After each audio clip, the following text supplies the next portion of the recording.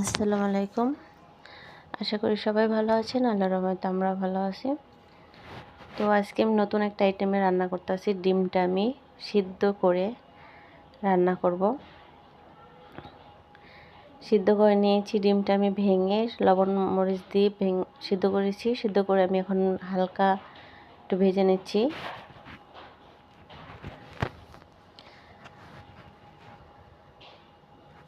এখানে আমি লাল শাকগুলো ধুয়ে নিচ্ছি। লাল শাক ভাজি করবো আর ডিম আলু দিয়ে ওইভাবে রান্না করবো আমি।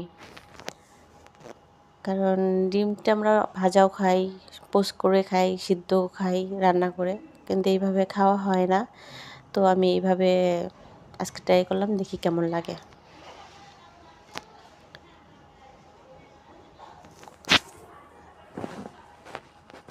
তো এখানে আমি পেঁয়াজ, জিরা বাটা, তারপর গরম মশলা দিয়ে নিয়েছি। একটু বেটে নেব।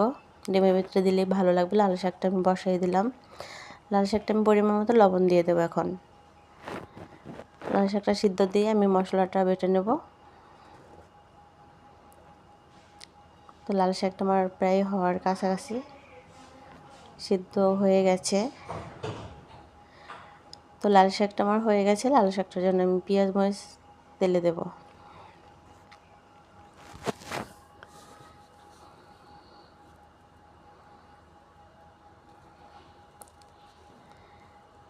তো লাল শাকটা আমি তেলে দিয়ে ফেলেছি। এখন আমি ভালো করে নেড়ে চেড়ে উঠিয়ে ফেলবো।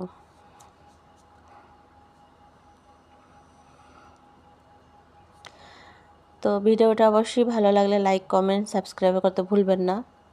আর কেমন হয়েছে অবশ্যই কমেন্টে জানাবেন। তো লাল শাকটা আমার হয়ে গেছে। এখন আমি ডিমটা বসাবো। দিয়ে দিলাম গরম মশলা বাটা, পেঁয়াজ, জিরা বাটা দিয়ে দিলাম।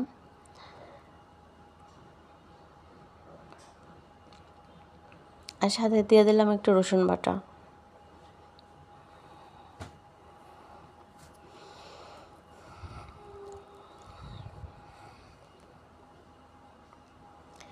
এখন দিয়ে দেবো পরিমাণ মতো লবণ, হলুদের গুঁড়া, দিয়ে দেবো একটু মরিচের গুঁড়া,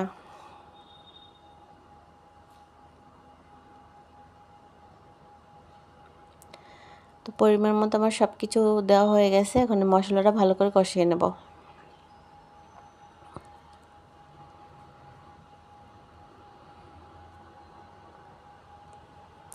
তো এখন আমি আলুটা দিয়ে দিলাম। ভালো করে আলুটা কষিয়ে নেব।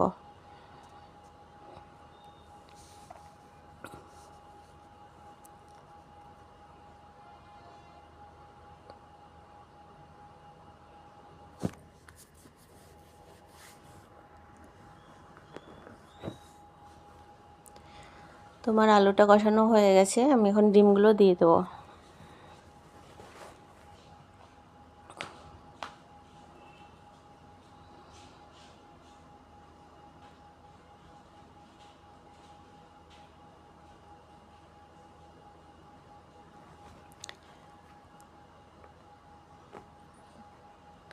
তোমার হওয়ার কাছাকাছি। তো ডিমটা আমি